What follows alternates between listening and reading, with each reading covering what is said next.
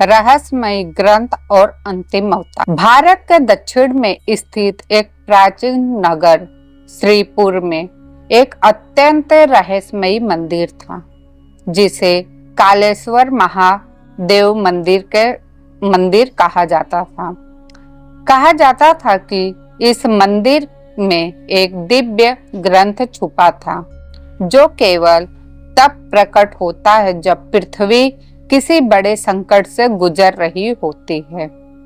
यह ग्रंथ किसी साधारण व्यक्ति द्वारा नहीं पढ़ा जा सकता था।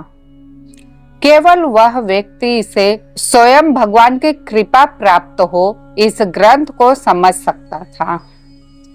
वर्षों से यह एक रहस्यमय बना हुआ था और मंदिर के पुजारी इस रहस्य की रक्षा करते आ रहे थे, लेकिन इस बार यह ग्रंथ स्वयं प्रकट होने वाला था, क्योंकि पृथ्वी एक भयानक संकट के दौर में प्रवेश कर चुकी थी। भयावह संकेत और अद्भुत भविष्यवाणियां। वर्ष 2025 में श्रीपुर नगर में अजीब घटनाएं घटने लगी।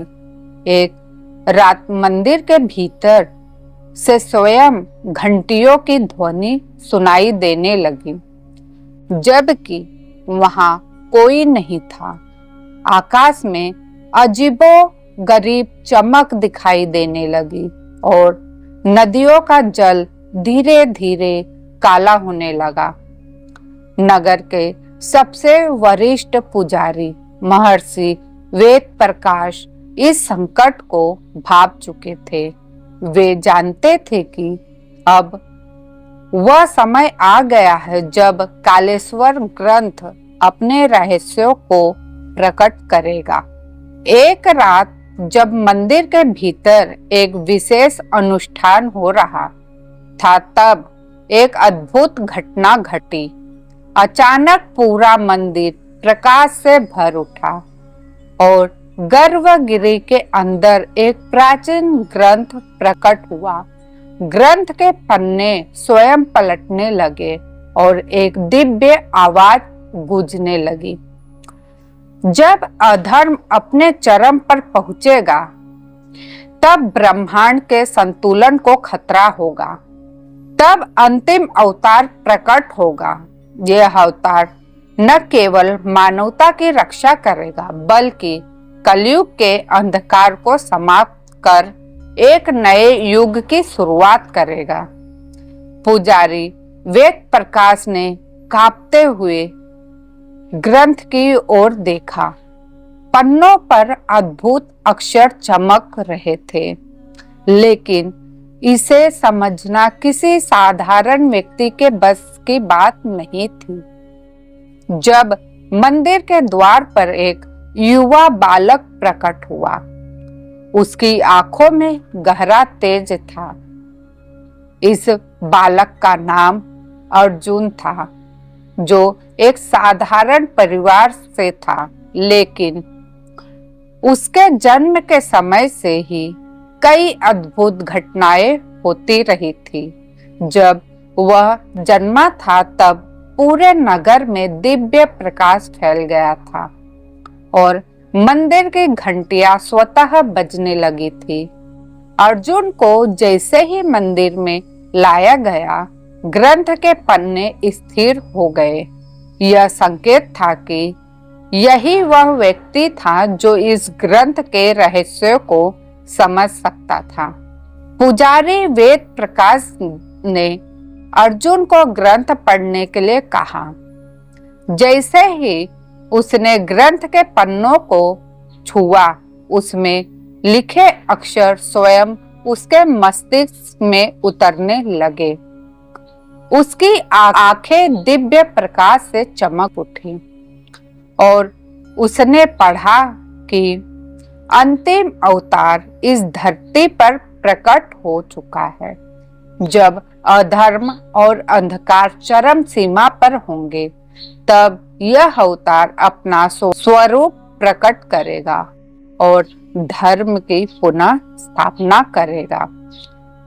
पुजारी और नगर के लोग अर्जुन को देखकर चकित थे। क्या यह वही व्यक्ति था जिसकी भविष्यवाणी ग्रंथ में की गई थी? लेकिन इसका उत्तर केवल एक परीक्षा के माध्यम से ही मिल सकता था। अर्जुन को 7 कठिन परीक्षाओं से गुजारना था, जो केवल एक सच्चे दिव्य आत्मा ही पार कर सकता था। पहली परीक्षा उसे बिना किसी अस्त्र शस्त्र के एक शक्तिशाली राक्षस काल भैरव से लड़ना था। अर्जुन ने केवल अपने मंत्रों और ध्यान के बल पर उसे परास्त कर दिया। दूसरी परीक्षा उसे 7 दिनों तक बिना जल और भोजन के रहकर ध्यान करना था और इस दौरान किसी भी प्रकार के मोह या माया में नहीं फंसना था। उसने इसे भी सफलतापूर्वक पूरा किया। तीसरी परीक्षा उसे कालेश्वर मंदिर के गर्भगृह में जाकर महादेव के दर्शन करने थे। कहा जाता था कि जो भी वहां बिना पवित्र आत्मा के जाएगा वह तुरंत भस्म हो जाएगा। लेकिन जब अर्जुन ने प्रवेश किया तो मंदिर के भीतर ओम नमः शिवाय की ध्वनि गूंजने लगी और शिवलिंग से दिव्य प्रकाश प्रकट हुआ। अब यह स्पष्ट हो चुका था कि अर्जुन कोई साधारण मानव नहीं था।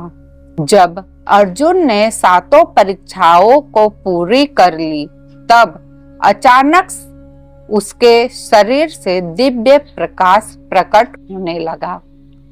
उसकी आंखों में ब्रह्मांड की संपूर्ण ऊर्जा समाहित थी। तभी एक दिव्य आकाशवाणी हुई, वत्स अर्जुन, तुम कोई साधारण मानव नहीं हो। तुम स्वयं भगवान के अंश हो, जो इस पृथ्वी पर धर्म की रक्षा के लिए आए हो। जब समय आएगा तब तुम अपने पूर्ण स्वरूप को प्रकट करोगे और अधर्म का नाश करोगे। इसके बाद अर्जुन सामान्य बालक की तरह नगर में रहने लगा, लेकिन उसके भीतर छिपी शक्तियां किसी को नहीं दिखती थी। नगर के लोग अब जानते थे कि अर्जुन ही वह दिव्य आत्मा है जिसकी प्रतीक्षा की जा रही थी, लेकिन उसे अभी अपना शक्तियों का पूर्ण ज्ञान नहीं था। कहते हैं कि जब कलयुग अपने चरम पर पहुंचेगा, तब अधर्म पूरी तरह फैल जाएगा, तब अर्जुन अपने असली स्वरूप में प्रकट होगा और धर्म की स्थापना करेगा। क्या अर्जुन ही अंतिम अवतार है? क्या वह भविष्य में एक महायुद्ध करेगा? यह रहस्य अभी अनसुलझा है। तो दोस्तों, अगर इस भविष्यवाणी को आगे भी अगर आप जानना चाहते हैं तो मुझे कमेंट में अवश्य बताइए, तब मैं आपको इसके आगे की कहानी बताऊंगी और अंतिम अवतार का रहस्य आपके सामने उजागर होगा। वीडियो को ज्यादा से ज्यादा लोगों के पास पहुंचाइए और कम से कम 2000 लाइक अवश्य कीजिए, ताकि यह रहस्य हर लोगों के पास पहुंच सके। तो इस वीडियो में बस इतना ही। इंतजार कीजिएगा दूसरी वीडियो का। तब तक के लिए धन्यवाद। जय श्री कृष्णा, जय जगन्नाथ।